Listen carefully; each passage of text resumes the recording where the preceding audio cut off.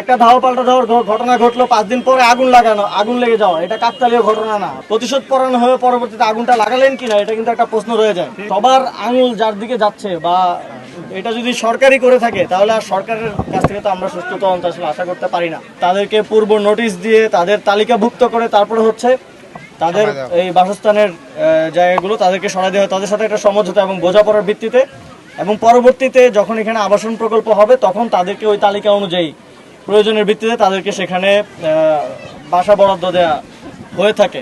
এখন ঘরেই হবে বিয়ে বাড়ির পোলাও, যদি থাকে আকিজ এসেনশিয়াল সুগন্ধি চিনি গুঁড়া চাল। আপনারা দেখবেন যে আমরা অনেক সময় এটা বাংলাদেশে একটা পুরাতন প্র্যাকটিস হয়ে গেছে। আওয়ামী লীগের সময় আমরা দেখেছি, মাঝখানে অন্তর্বর্তী সরকারের সময় হয় নাই, এখন আবার বিএনপির সময় আমরা দেখছি যে এটা এক ধরনের হোস্টাইল ভাবে করা হয়, সবসময় আগুন লাগিয়ে দিয়ে এটা শেষটা করা হয়। সর্বশেষ আমরা দেখেছি আওয়ামী লীগের সময় আমরা দেখেছি আনন্দবাজারের একটা ইনসিডেন্ট আমরা দেখেছি, আগুন লাগানো হলো, তারপরে সিদ্ধান্ত হলো এখানে বিল্ডিং বানানো হবে।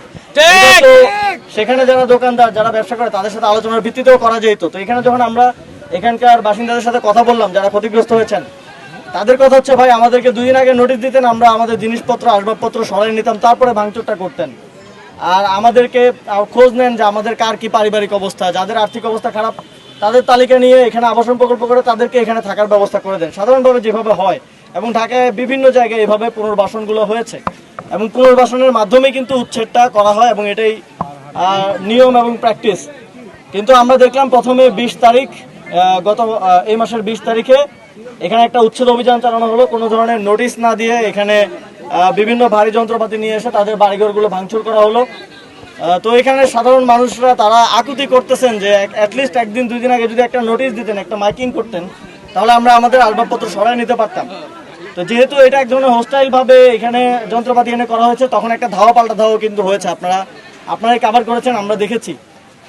এবং এখানে যারা উচ্ছেদ করতে এসেছিলেন তাদেরকে ধাওয়া দেওয়ার কারণেই তারা প্রতিশোধ পরায়ণ হয়ে পরবর্তীতে আগুনটা লাগালেন কিনা, এটা কিন্তু একটা প্রশ্ন রয়ে যায়।